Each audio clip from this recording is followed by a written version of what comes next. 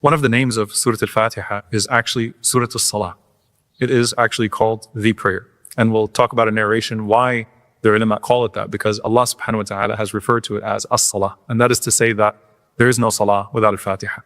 But I want you to imagine if you were there with the Prophet ﷺ when he received As-Salah. The same way that he received As-Salah, as in the prayer, and Al-Isra wal-Mi'raj on the night ascension, and we put ourselves in the position, because Salah is Mi'raj al-Mu'min, it's the ascension of the believer, as if we were with the Prophet ﷺ when he ascended to the highest place and received that message from Allah subhanahu wa ta'ala. Likewise, imagine you're with the Prophet ﷺ. And Abdullah ibn Abbas radiallahu ta'ala anhuma, he says that when Jibreel alayhi salam was with the Prophet ﷺ one day, he heard a sound from above like a door opening. And he looked up and he said, هَذَا بَابٌ قَدْ فُتِحَ مِنَ السَّمَاءِ. This is a door that has opened from the heavens, and it has never been opened before. And he said that an angel came down from it and came to the Prophet ﷺ and said, receive the glad tidings of two lights that have been given to you and have never been given to anyone before. And that was Al-Fatihah and the last two verses of Surah Al-Baqarah. These ayat came to the Prophet ﷺ from Allah subhanahu wa ta'ala, and you will never recite a single letter of them except that you will be granted what you are asking. SubhanAllah, if you imagine that there's no equivalent of Al-Fatihah in any scripture before, that no prophet was given a gift, no ummah was given what we were given through Surah Al-Fatihah. You enter into your salah and the conversation with the King of Kings begins. Now, the Qur'an is a monologue.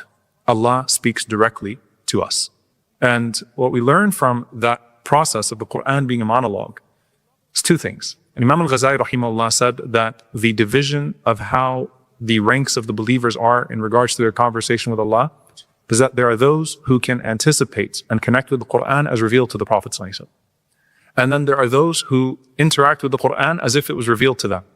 And then the third, which is the highest, are those that put themselves in the position as if Allah is speaking to them directly, meaning as if they're feeling it, they're sensing that conversation with Allah subhanahu wa ta'ala. But the Qur'an is a monologue. Dua is a dialogue, right? Dua is two ways. Allah subhanahu wa ta'ala speaks to us and we speak to Him. And a dua huwa al-ibadah, as the Prophet ﷺ said, supplication is worship. And when it comes to Surah Al-Fatihah is a dialogue with Allah subhanahu wa ta'ala. And it's a beautiful dialogue. Allah subhanahu wa ta'ala says in the Hadith Qudsi, قَسَمْتُ الصَّلَاةَ بَيْنِي وَبَيْنَ عَبْدِي نِصْفَيْنِ. I have divided this prayer between me and my slave into two halves. So as-salah here is referring to Al-Fatihah. And here's what I want you to visually capture, which is absolutely incredible. If you were to look at Surah Al-Fatihah, the first half of Surah Al-Fatihah up until Ihdina Sirat al-Mustaqim, that is the part that is praising Allah subhanahu wa ta'ala. The second half is the dua, is the ask from Allah subhanahu wa ta'ala. If you look at it visually, it's exactly half the page. So it is two halves that Allah subhanahu wa ta'ala has mentioned. And this is an important distinction to make. There's a hadith where Mu'adh radiallahu anhu was with the Prophet ﷺ, and he says, Ya Mu'adh ibn Jabal. And he calls him out 3 times, O Mu'adh, O Mu'adh. And Mu'adh says, Labbayka ya Rasulullah, here I am, O Messenger of Allah, here I am. And he says, do you know what the right of Allah upon His servants is? What is it, Ya Rasulullah? That they worship Allah subhanahu wa ta'ala without attributing any partners to Him. And in the rest of the hadith, the Prophet ﷺ says, to paraphrase, and do you know what the right of the servant is upon Allah subhanahu wa ta'ala? That Allah will not punish them. That should they abide, Allah will not punish them. And so our entire relationship is what Allah subhanahu wa ta'ala gives us in return for our worship to Him, even though He created us and gave us the ability to worship Him subhanahu wa ta'ala. And so you start this dialogue. Allah Azza wa Jalla says, إِذَا قَالَ الْعَبْدُ الْحَمْدُ لِلَّهِ رَبِّ الْعَالَمِينَ. When my servant says, Alhamdulillahi Rabbil Alameen, all praise is due to Allah, the Lord of the worlds. Allah says, Hamadani Abdi. My servant has praised me. Who is Allah talking to? Remember when Allah prays upon us, He's talking to the angels. So imagine Allah talking to those that are with Him and saying, my servant over there, my servant praised me. And Alhamd, in this regard, is such a beautiful way to approach Allah, because Hamd is a comprehensive way to praise Allah. It includes within it Athana wa Shukr, which is praising Allah subhanahu wa ta'ala as He deserves to be praised, but also gratitude. So it actually includes both of those things. So it's a perfect way to praise Allah subhanahu wa ta'ala. And alhamd, if you notice it's the definite article. So that means all of the praise is due to Allah subhanahu wa ta'ala. And so think about the coherence in the salah. Alhamdulillahi Rabbil Alameen, Hamadani Abdi. Sami Allahu liman hamida wa bana wa lakal hamd. It's a conversation of hamd. I praise Allah, Allah acknowledges that praise, and Allah subhanahu wa ta'ala lets the angels know of that praise. Now, what is the hamd for? Because you want to visualize to be able to appreciate your salah. You're praising Allah for who He is, even though He doesn't need your praise. So who He is. You're praising Allah for what He guided you to, because the most precious blessing that He ever gave you was guidance, even more so than your existence. You're praising Allah for what He gave you, other than guidance of the blessings. And you're praising Allah for what He saved you from. So connect to these four things. And Imam al-Awza'i rahimahullah said, I heard someone say, I praise Allah, if not for a blessing provided, for a harm that He averted from. You don't know what harm it was, but I'm praising Allah for the obvious blessing and for the harm I never saw coming. I'm praising Allah for the ability to praise Him in the first place. If the only thing to say Alhamdulillah for was the ability to say Alhamdulillah, that in and of itself is enough of making it worth it to praise Allah subhanahu wa ta'ala. 4, I praise Allah for what I see of His names and His attributes and for what I can't perceive. I praise Allah for the visible and the invisible aspects of guidance. I praise Allah for the visible and the invisible blessings. There's so many blessings you never even see.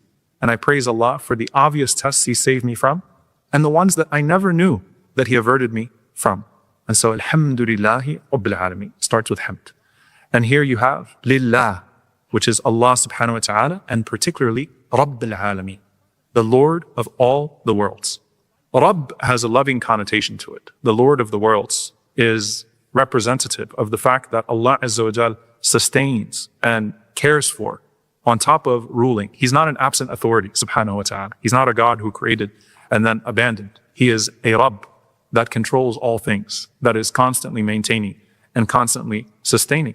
And amongst those things, He is the Rabb of all of my affairs. So why would I think that I need to be busied with the small things of my affairs when I'm in conversation with the one who manages all of my affairs, that which I have left and that which I'm going to? Allah is the Rabb of all of my affairs. So I trust Him, subhanahu wa ta'ala, when I'm in conversation with Him, that Allah is taking care of it.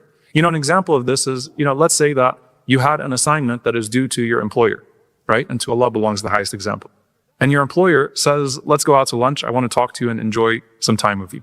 You're not thinking, I need to get back to this assignment that's due to my employer, because the employer clearly understands. He's the one that took me out. He's the one that engaged me in conversation. And that's a sign of closeness and access to Him. So in the case of Allah subhanahu wa ta'ala, I'm pleased with Allah as the Lord of all of my affairs. And so I will not be busied with my affairs over my Lord. Rabbil Alameen.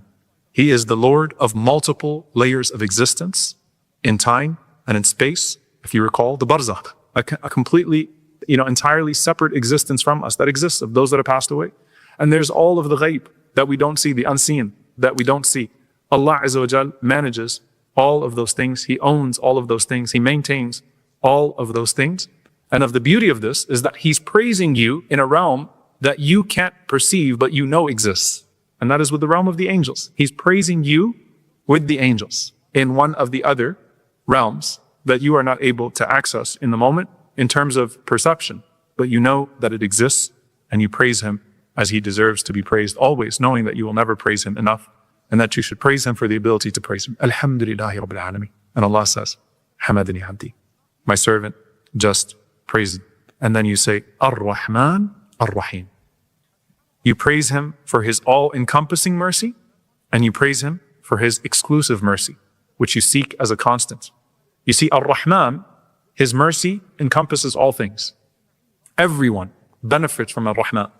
Every form of rahmah, every form of mercy that exists as an extension of what Ar-Rahman bestows.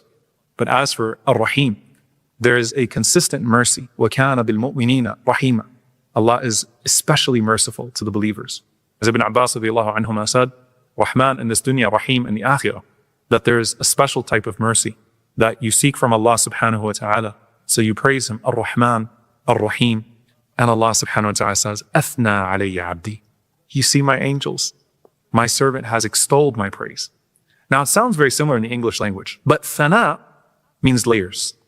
It means to put layers of something, right? So my servant took the praise that he already gave me, and he put praise on top of that praise. Athna alayya abdi. So my servant beautified his praise with an extra layer of praise.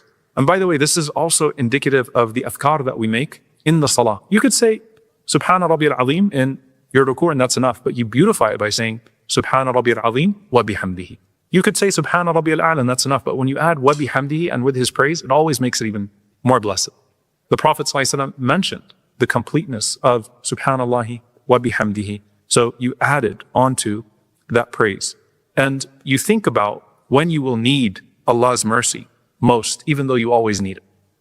And you think about the Day of Judgment. And what's the next verse? Maliki yawmiddin, master of the Day of Judgment. And subhanAllah, you move, as the scholars say, from praising Allah for His Jamal to praising Allah for His Jalal, for praising Allah for His beauty, to praising Allah for His majesty, for His authority. There's a fear that exists, a trepidation when the believer thinks about Yawm al-Din, thinks about the Day of Judgment, resurrection, retribution, debt, right? And it shows you that when the believer asks, the believer is thinking about the Day of Judgment much more than they're thinking about the matters of this world. Maliki Yawm al-Din. Maliki Yawm al-Din refers to Allah subhanahu wa ta'ala as the sole authority, the purveyor of justice, the one who will judge. And so I come to you, O Allah, not just for mercy in my worldly affairs, but more importantly for mercy on the Day of Judgment.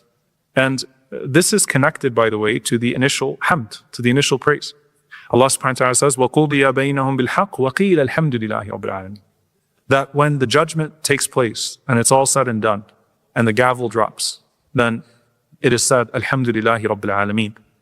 When we think about people who have been dealt with injustice, there's hamd on the Day of Judgment when they see that on Yawm al-Din, Allah did not forget the debt that was owed to them, the injustice that was committed against them. We think about that, especially with our brothers and sisters in Gaza, that think about the hamd, the relief that you feel when the injustice that bothered you, you see that Allah subhanahu wa ta'ala did not let it go, right? So you go from praising Allah subhanahu wa ta'ala for His encompassing mercy, and then specifically His authority. And this is the difference now between Athna alayya abdi and what Allah says after you say Maliki Yawmiddin. Allah says after you say Maliki Yawmiddin, Majjadani abdi. Majjadani abdi. Which would mean my servant has glorified. The difference between Thana and Tamjid. Thana is all-encompassing praise. Tamjid is glorifying Allah for specific notions of kingship and authority. Okay, so it's a very specific type of praise. And by acknowledging Allah subhanahu wa ta'ala's unique authority, you're acknowledging your state of servitude. That you are a abd in complete need of His mercy and accountable to His judgment subhanahu wa ta'ala.